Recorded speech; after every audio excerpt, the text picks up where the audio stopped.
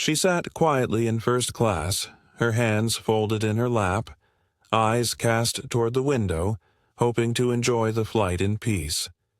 But the peace didn't last long. "Ma'am, I'm going to need to see your ID and boarding pass. Again." The flight attendant snapped, her tone sharp, impatient. Ava Sinclair looked up slowly, her expression calm but unmistakably hurt. "I've already shown it twice," she replied, voice barely above a whisper.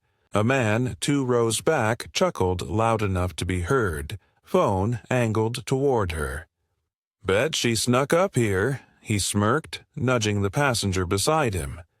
Around her, whispers rose, smirks spread, and no one said a word in her defense.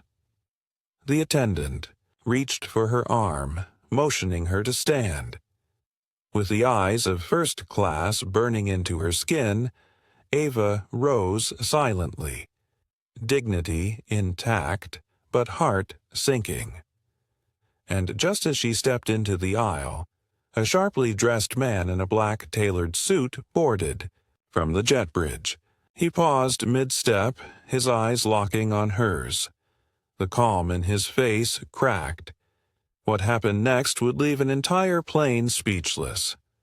Comment where you're watching from, and stay with us, because this story is about to take off.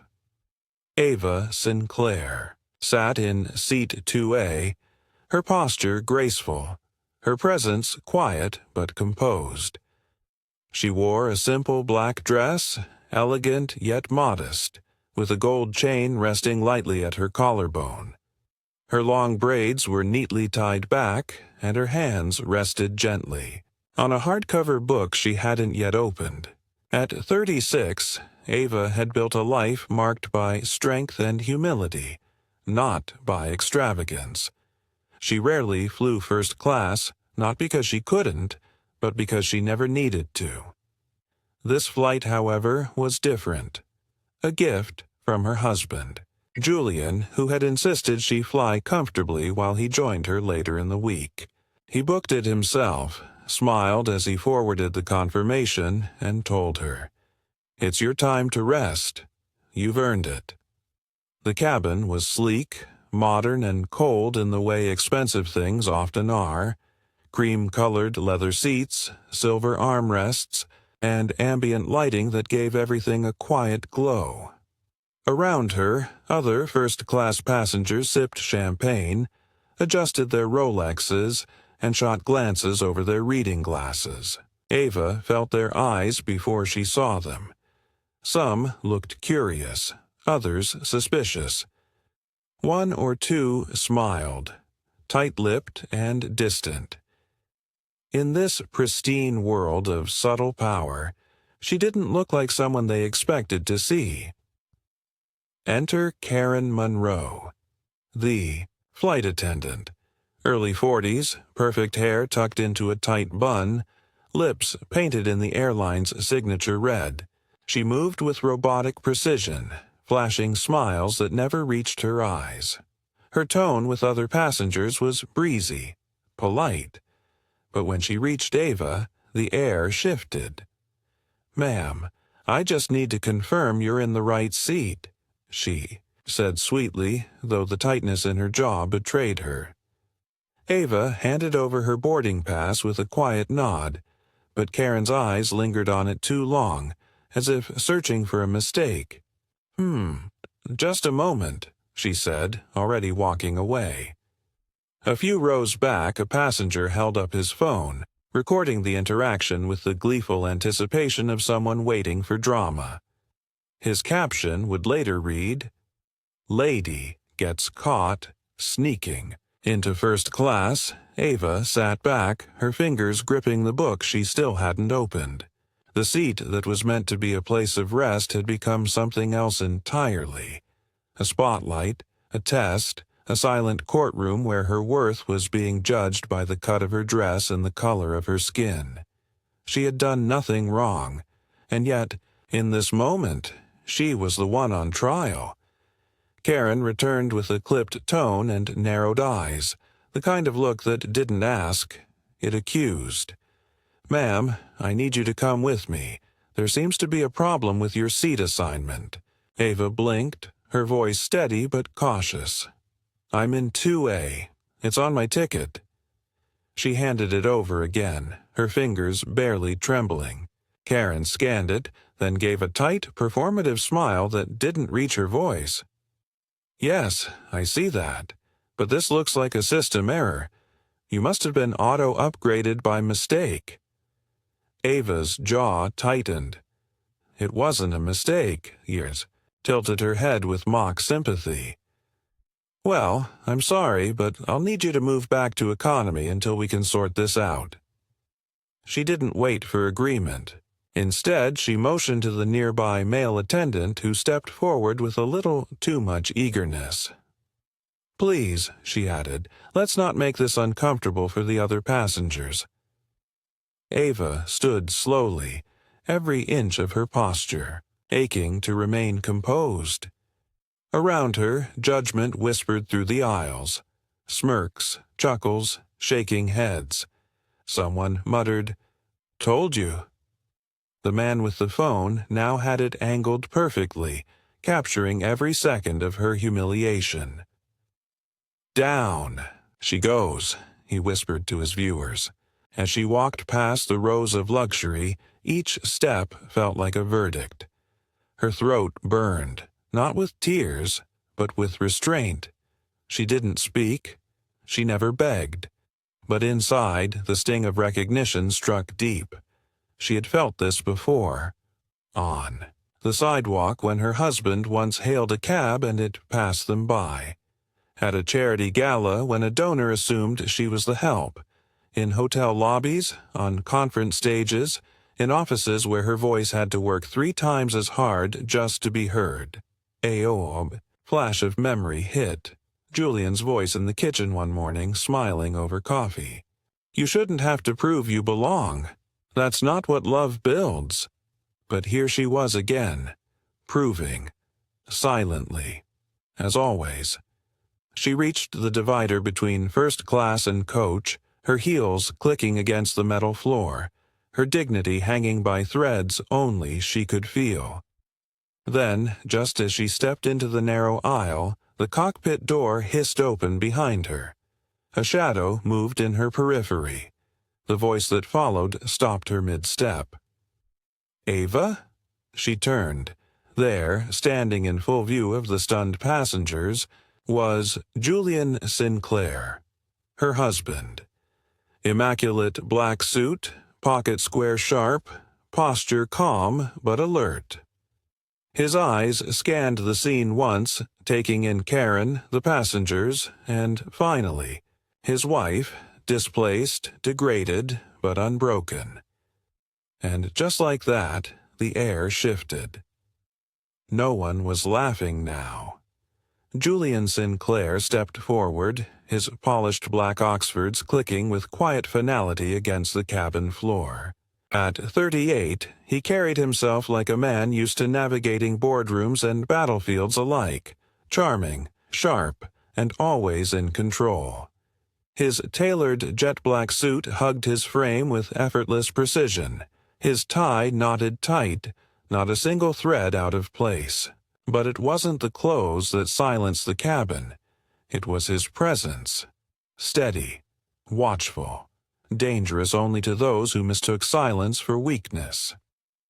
His eyes locked on Ava's first. They softened for just a second, enough for her to breathe. Again. Then they moved past her to Karen, whose perfect posture began to wilt.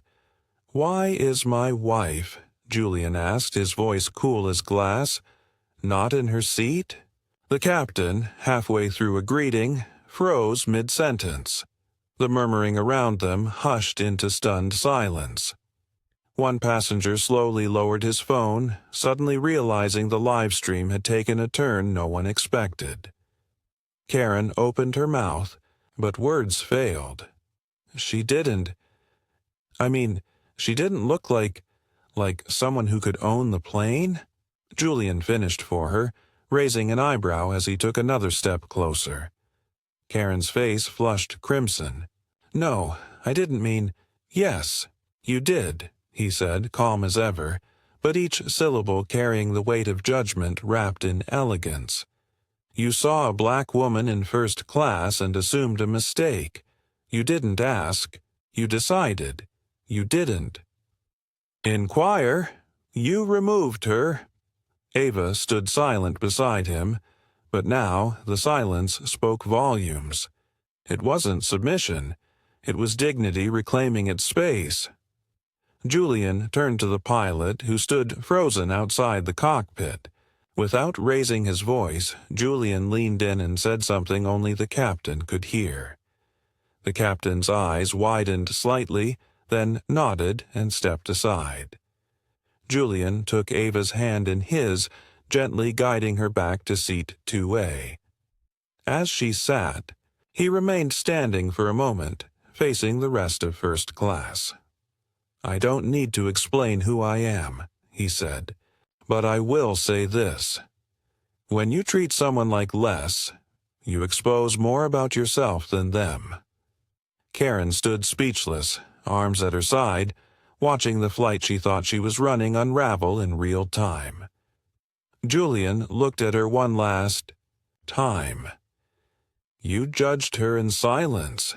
Now sit in it." Then he sat beside Ava, who hadn't said a word, but somehow her silence had become the loudest sound in the entire cabin. Julian reached into the inner pocket of his suit jacket and pulled out a slim silver tablet. With a few taps, he brought up the digital manifest of the flight. Passenger records, seat assignments, executive bookings. The screen reflected in his calm, unreadable eyes as he turned it toward the captain and then to the flight attendant, still frozen in place. "This," he said evenly, "is my wife's seat. Booked under executive access. My account." He swiped to show his credentials, the Sinclair Aviation insignia glowing softly beside his name. Julian Sinclair. Majority. Shareholder. Chairman of the board. The shift in the cabin wasn't loud. It was quieter than before. Embarrassment has its own kind of silence, the kind that creeps into collarbones and stiffens shoulders. No one laughed. No one whispered. Even the man with the phone lowered it fully now, no longer streaming. There was nothing entertaining about watching power bend without force. Karen's eyes darted back and forth, her voice suddenly thin. "Mr. Sinclair, I didn't realize—" Ava turned her head, her voice finally cutting through. It wasn't sharp or raised. It was honest. "You didn't ask. You judged me before you spoke to me, before you even looked at me." The words struck harder than a scream. Karen tried to recover, fumbling for professionalism that was already gone. I'm sorry. I was just following procedure." Julian stood slowly. "No, you weren't, because if you were, you'd know that prejudice isn't policy. But today, it will cost you." He turned to the captain and nodded once. The captain moved immediately, quietly asking Karen to follow him off the plane. Her hands trembled as she gathered her things, eyes avoiding Ava's, her path out of first class now the longest walk she'd ever taken. As she passed Ava's seat, she stopped, barely. "I really didn't mean—" "You did," Ava said, softly. "But I'm not angry anymore. I'm just done shrinking to fit your comfort." Karen swallowed hard, then left without another word. Ava leaned back in her seat as Julian sat beside her again. No applause, no dramatic soundtrack. Just a long moment where truth hung in the air heavier than any luggage overhead. Justice, this time, had spoken in its truest voice. Quiet, firm, and undeniable. Ava eased back into her seat in 2A, her movements slow and deliberate, not triumphant, but calm. She didn't need to prove she belonged anymore. She had never needed to. The seat that once felt like a battlefield now cradled her with quiet resolve. Around her, passengers shifted in their seats, avoiding eye contact, unsure whether to apologize or remain invisible in their discomfort. A little girl across the aisle, perhaps no older than 7, peeked shyly over her tablet and gave Ava a small, innocent wave. Ava smiled back softly, her heart easing in a way that no apology from the adults could have managed. Beside her, Julian tapped briskly on his tablet, sending out a memo in real time. By the time they crossed the clouds, Sinclair Aviation's executive board had received his directive: mandatory sensitivity and inclusion training for all flight staff, the formation of a passenger dignity oversight panel, and a top-down audit of every discriminatory complaint in the past 5 years. It wasn't performative. It was personal. As the engines hummed above the clouds, Ava's mind drifted, not to the humiliation she had just faced, but to the road that led her here. She remembered their first apartment, a 2-room rental above a corner store where Julian worked double shifts and she tutored students between late-night grant writing. They'd been denied loans, turned away from meetings, and told countless times they were too young, too ambitious, too different. But they endured. Together, they built their empire in the spaces where they were told they didn't belong, until they owned those very rooms. The seat beneath her was no longer just leather and privilege. It was a symbol, not of wealth, but of survival, of every door slammed in their faces, every insult swallowed, every quiet decision to rise instead of rage. She didn't need anyone to validate it. It wasn't about being seen. It was about seeing herself clearly and choosing not to shrink. When the plane touched down, the cabin lights brightened and the buzz of conversation returned. Word had spread. Reporters lined the terminal beyond the gate, cameras raised, questions ready. But as Ava and Julian stepped off the plane, hand in hand, she kept her gaze forward. She didn't stop for interviews, didn't acknowledge the flashes. Her power didn't come from visibility. It came from grace. The same grace that had carried her through insults, through disbelief, and now through the noise. Ava had never lost her dignity. It had never left her. It had simply gone unseen by those who only looked at her surface. But now the world was watching, and they were finally seeing the woman who never needed to fight to belong. She just needed to sit and stay seated. They judged her seat, but never saw her story. To some, Ava Sinclair was just a woman sitting in the wrong place. Until the truth. They didn't expect turned their silence into shame. Her grace never wavered, not when questioned, not when humiliated, and certainly not when the world finally looked her way. She didn't shout, she didn't argue, because dignity doesn't beg to be seen. It simply remains. Have you ever been told you don't belong, until truth spoke louder than looks?